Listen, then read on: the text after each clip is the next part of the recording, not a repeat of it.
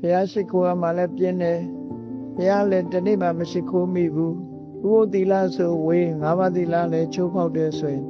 ဒါကိုယ့်ကိုပျက်စီးနေပြီလို့မှတ်သားဖို့တော့တနေ့တန်ကုန်သွားရောကုသိုလ်ကောင်းမှုတွေမှာစိတ်ကိုလုံးဝမရောက်ဖက်နဲ့ဒါမကုန်အာယုစိတ်တွေစာဝနေရေး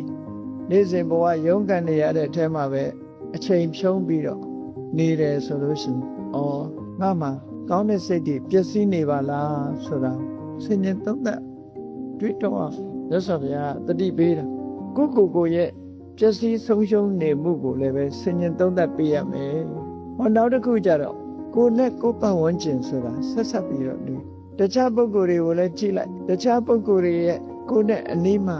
ပတ်ဝန်းကျင်မှာရှိတဲ့ပုဂ္ဂိုလ်တွေရဲ့အနေအထားပျက်စီးဆုံးရှုံးနေမှုကိုလည်းဆင်ញင်သုံးသပ်ကြည့်ရဘယ်ပုဂ္ဂိုလ်အဖြစ်ဝိဇ္ဇင်သီလတွေပြက်ပြားတယ်မကောင်းမှုဒုစရိုက်တွေလုပ်တယ်ဝိရစေဝါတွေသုံးတယ်ရက်သေးစားတောက်စားတယ်ခိုးဆိုလူရိုက်တက်ခိုင်နေတယ်အဲ့ဒီပုဂ္ဂိုလ်ရဲ့အခြေအနေကိုကြည့်ဘယ်လိုဖြစ်သွားသလဲဆိုတာတွေကိုသူတစ်ပါးရဲ့ပျက်စီးဆုံးရှုံးမှုဆိုတာကိုလည်းဆင်ញင်သုံးသပ်ကြည့်ဖို့လိုအပ်တယ်မိမိရဲ့ပျက်စီးမှုကိုဆင်ញင်သုံးသပ်တယ်လို့တစ်ဖက်သားတွေရဲ့ပျက်စီးမှုတွေကိုလည်းဆင်ញင်သုံးသပ်ကြည့်ဖို့လိုအပ်တယ်